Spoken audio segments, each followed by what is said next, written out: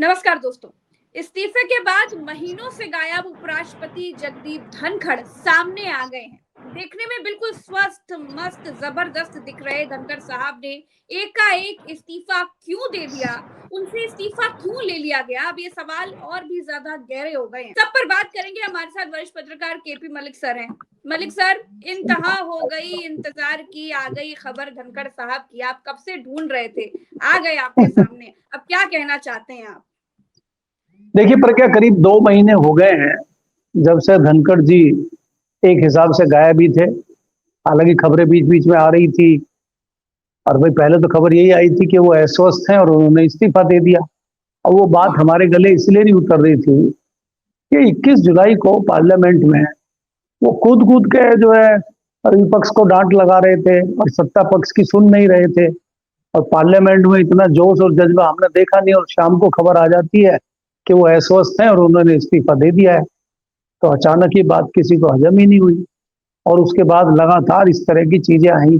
अब आज तक सन से बना हुआ है कि भाई आप इस्तीफा देने राष्ट्रपति को गए और राष्ट्रपति भवन की तरफ से कोई सूचना ही नहीं आई।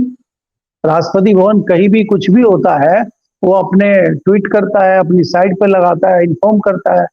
उसके अभी कुछ दिन पहले प्रधानमंत्री जी गए थे, लगभग 9 बजे के बाद रात को वो भी गए थे।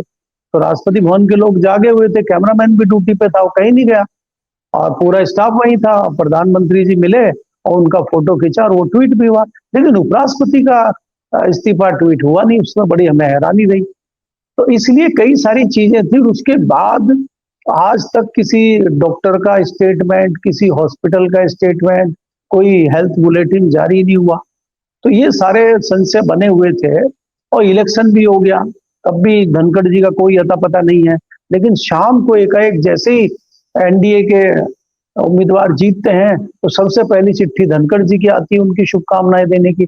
हमने कहा यार वो क्या मशीन पे ही बैठे थे क्या इस्तीफा वो अपना शुभकामनाएं टाइप करने के लिए। खैर, अब आज शपथ ग्रहण समारोह में वो जिस प्रकार से बैठे थे और लग रहा था कि चेहरे पे तो मुस्कुराहट है, लेकिन अंदर बड़ा तूफान चल रहा था।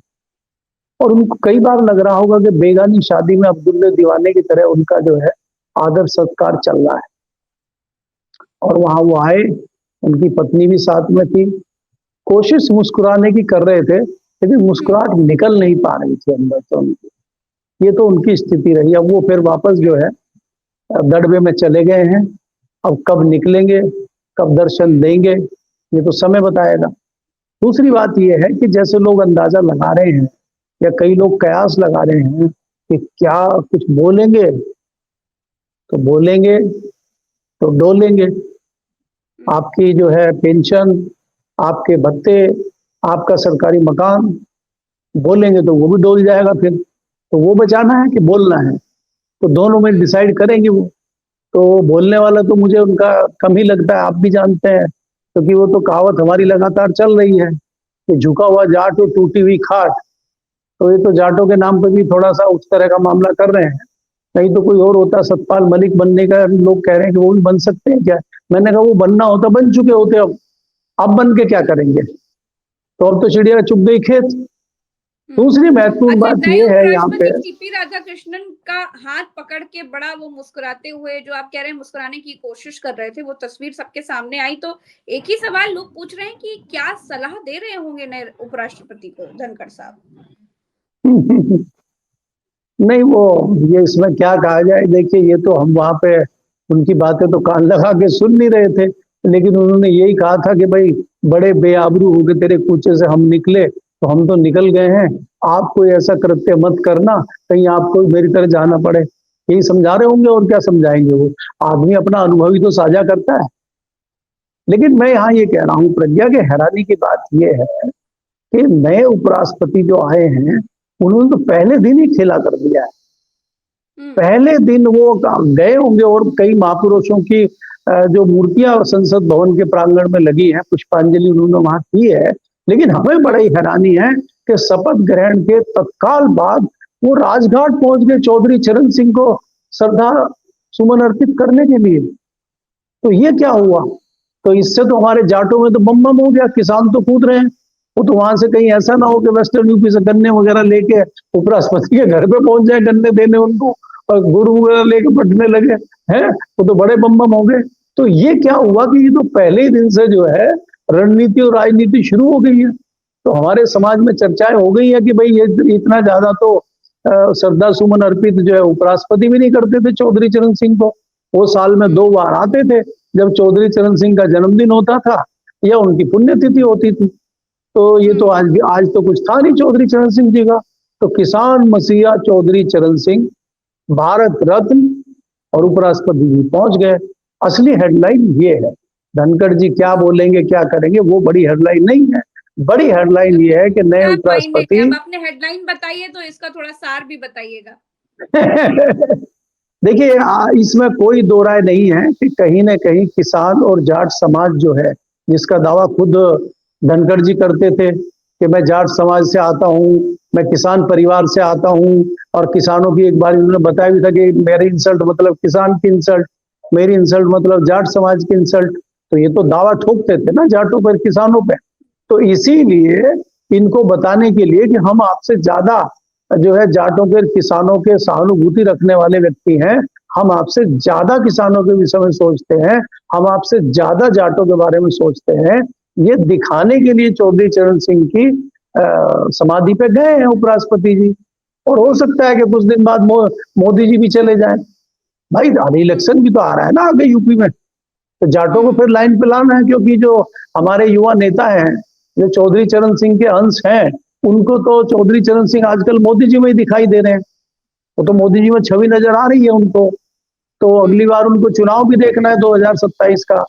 तो ऐसे में हो सकता है कि मोदी जी की भी जो है राजघाट पर कुछ आने जाने की प्रतिक्रियाएं और क्रियाएं बढ़ जाएं। सर इधर आजकल आतंकवाद की खबरें बहुत निकल करके आ रही हैं, एक चिट्ठी बहुत वायरल हो रही है। अभी इसके पहले बिहार में खबर आई कि जो है बिहार में लश्कर के आतंकियों ने, जैश के आतंकियों ने माफ कीजिएगा, एंट्री कर ली है। और अब खबर एक आ रही है, जो चिट्ठी बहुत वायरल हो रही है, एक मेल किया है दिल्ली हाई कोर्ट को और मुंबई हाई कोर्ट को। क्या कहेंगे इस पर? आपको क्या लगता है, क्या कोई पॉलिटिकल मोटिवेटेड ये चिट्ठी नजर आ रही है आपको, या इसके पीछे क्या दिख रहा है? देखिए प्रज्ञा, ये जिस तरह की हरकतें हैं, ये कुछ सिरफिरे लोग होते हैं, और इसमें कई जगह पॉलिटिकल चीजें भी होती हैं, लेकिन वो सिद्ध नहीं हो पाती हैं। इसलिए अनर्गल किसी पॉलिटिकल पार्टी के विषय में कहना या बात करना जब तक तथ्य ना हो ठीक नहीं रहता है।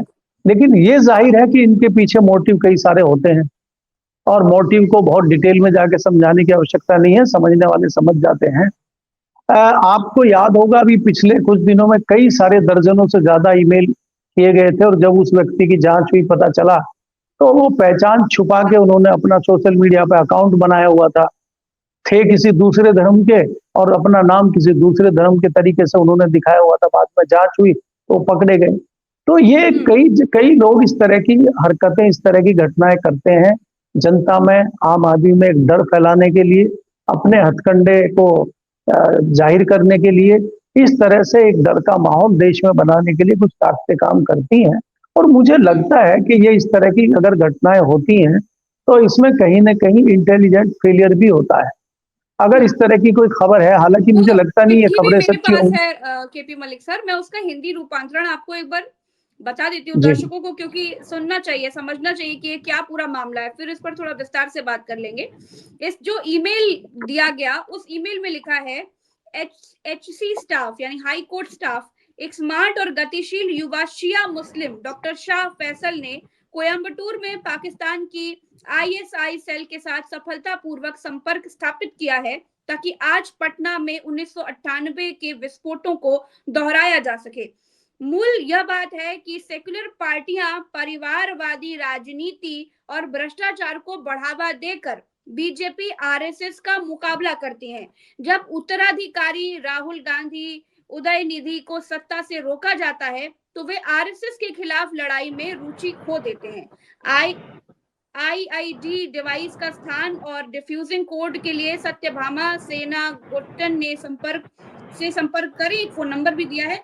इस प्रकार सेक्युलर नेता के नए विकास को बनाने के लिए समीकरण की बाधाओं को हटाया जाएगा, ताकि झूठे सेक्युलर सत्ता से हट जाएं और केवल समर्पित सेक्युलरिस्ट ही पार्टी की सत्ता में आए। मतलब इस तरह की बातें कर रहा है ये व्यक्ति, या जो भी जिसने मेल लिखा है, ऐसा लग रहा है किसी किसी पार्टी का गठन करने के लिए जा रहा है। एकदम राजनीतिक बातें लिखी हुई है। खैर, आगे बढ़ती हूँ। हम प्रस्ताव करते हैं कि डॉक्टर एझिलान नागनाथन डीएमके की कमान संभालें और इस सप्ताह उदयनिधि स्टालिन के पुत्र इंबानिधि उदयनिधि पर एसिड अटैक किया जाएगा।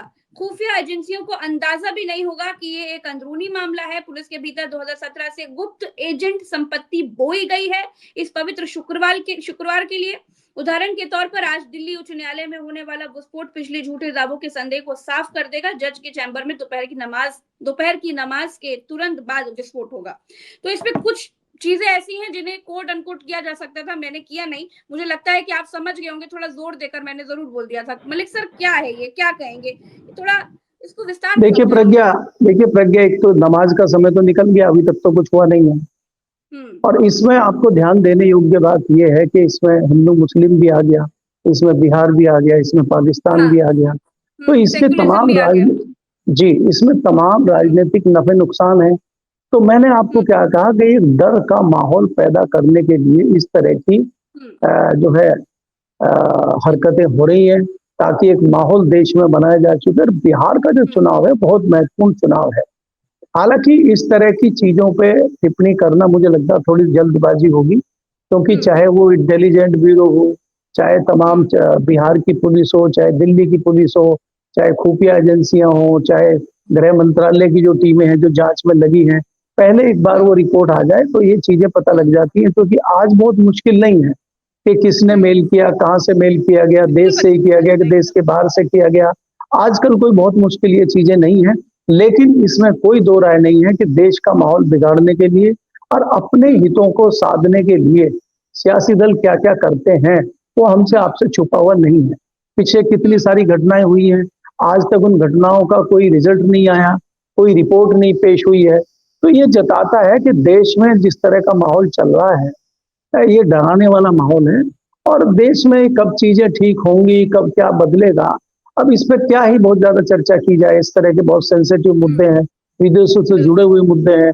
अगर आप जरा सा कुछ इधर उधर की बात करेंगे, आप ही को देशद्रोही, हमें देशद्रोही बताने लग जाएंगे लोग उठ के। तो इसलिए इस तरह के मुद्दों पे जो जिम्मेदार लोग हैं, जिनकी जिम्मेदारी है या जो उन कुर्सियों पे चिपक के बैठे हैं, उनको देश के विषय में सोचना चाहिए। ठीक है, आप अलग अलग सियासी दल से हो सकते हैं, आप अलग अलग पॉलिटिकल पार्टी से हो सकते हैं, लेकिन देश के लिए जब देश की बात आती है, जब अपने राष्ट्र की बात आती है, तो विपक्ष और पक्ष एक साथ खड़ा होता है। हमने तो यही देखा है अपने पैदा होने से आज तक, जब से हमें समझ में आई है। कमर तोड़ दी थी ना केपी मलिक सर, फिर अचानक से आतंकवाद की खबरें बहुत ज्यादा, बिहार फिर इधर फिर उधर, नहीं, देखिए बीजेपी ने तो आतंकवाद की कमर तोड़ दी थी, तभी तो वो पुलवामा की घटना और पहलगाम की घटनाएं हुई है। बीजेपी ने तो जो काला धन था उसकी भी कमर तोड़ दी थी 2016 में नोटबंदी करके। तो आज तो कहीं काला धन है नहीं। तो ये जो कमर तो बहुत सारी तोड़ दी थी। कमर तो हमने जो है अमेरिका की भी तोड़ दी थी, तो अमेरिका ने हमें पूरे को ही तोड़ दिया। तो ये कहने भर की बातें हैं, ये सब जुमलेबाजी है। असलियत में क्या हो रहा है इस पर कोई ध्यान देने वाला नहीं है। आज आप भारतीय जनता पार्टी की बात करते हो तो भारतीय जनता पार्टी सिर्फ महत्व देती है चुनाव को, चुनाव जीतने को, और शाम दाम दंड भेद करके किस प्रकार से चुनाव में जीत हासिल की जाए, उसका फोकस उस पर रहता है। बाकी चीजों पे बहुत ज्यादा ध्यान देते नहीं है, क्योंकि देश के किसी न किसी राज्य के चुनाव रहते हैं, कोई ना कोई चुनाव चलता रहता है। अभी आपने पहले देखा लोकसभा का चुनाव हुआ 24 में, 25 में कई 4 स्टेट के चुनाव हो रहे हैं। अभी बिहार का चुनाव आने वाला है, उसके बाद आसाम का चुनाव आने वाला है, बीच में उपराष्ट्रपति पद का चुनाव आ गया। तो इन लोगों को चुनाव से फुर्सत नहीं है।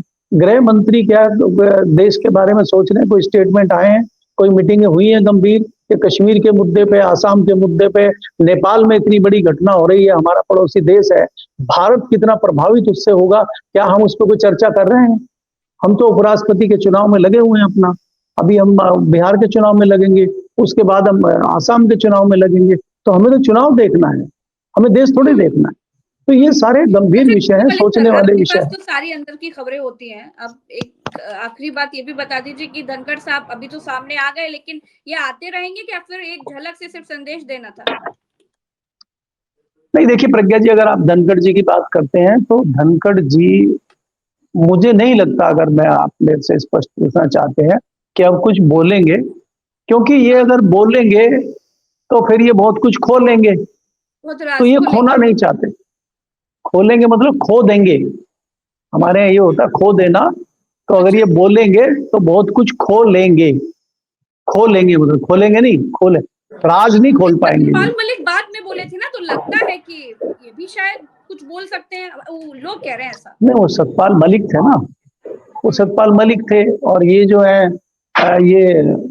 ये जो है धनखड़ जी हैं। हम्म। तो दोनों हम्म। में फर्क है ना। तो मुझे उम्मीद कम है, लेकिन आजकल तो पता नहीं लगता कब क्या हो जाए। तो हो सकता है कि बहुत जाट बड़े तो एक ही है क्रांतिकारी सर। बन के निकले। नहीं, जाट तो बहुत सारे लोग होते हैं, किसी को जाति धर्म से ही नहीं होता। वो तो आपके यहाँ पंडित भी बहुत हैं। प्रज्ञा मिश्रा दबंगई से बोल रही है, और कई सारे पंडित टेबल के नीचे भी घुसे हुए हैं। तो इसका मतलब क्या है कि सारे मिश्रा वही थोड़े ना है। मिश्रा तो आज तक में भी है कहीं, वो क्या बोल रहे हैं। दूसरे चैनलों में भी हैं, वो क्या कर रहे हैं। तो ये कहना कि कौन बोलेगा कौन नहीं बोलेगा, लेकिन इसमें एक सेंटेंस में अगर आप कहती हैं तो मुझे उम्मीद बहुत कम है। क्योंकि इनके लिए बड़े मुद्दे इनका बंगला और इनका क्या बोलते हैं सुविधाएं, पेंशन, बाकी चीजें जो सरकारी सुविधाएं हैं, सरकारी फैसिलिटी हैं। आप जानते हैं अगर सरकार के साथ आप तालमेल रखेंगे तो सुचारू रूप से आपको अच्छी सुविधाएं मिलती रहेंगी। और अगर आप सरकार के साथ 36 का आंकड़ा करेंगे तो आपकी सब सुविधाएं छिन जाएंगी और आप सरकारी लड़ाई लड़ती रहिए कोर्ट में। अरे आखिर में क्या हुआ सतपाल मलिक जी के साथ? भाई उनका सरकारी उनको कोई सुविधा मिली नहीं।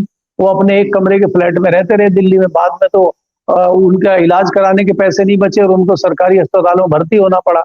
और वहीं दम तोड़ा उन्होंने एक हिसाब से। और दम तोड़ने के एक दिन पहले भी उनको ईडी की चिट्ठी मिली, तो सरकार ने उनकी सेवा की ना। तो ये तो चाहेंगे नहीं कि ऐसी सेवा इनकी हो। तो इसलिए ये आराम से रहेंगे। तो इसलिए ये कुछ बोलेंगे, तो इसकी तो मुझे अच्छा, कोई दूध उम्मीद का है नहीं। जला छाछ फूक फूक कर पीता है, ये बोलना जी चाहते हैं। जी जी जी जी बिल्कुल। तो अच्छा। ये, हाँ, हम्म। ये ऊँटनी नितिन का दूध पीते गडकरी। हैं तो ऊँट का क्या दूध कह रहे ठंडा सर? रहता है। ये हम्म। ऊँटनी का दूध पीते हैं, वो ठंडा ही रहता है, वो गर्म अच्छा नहीं लगता।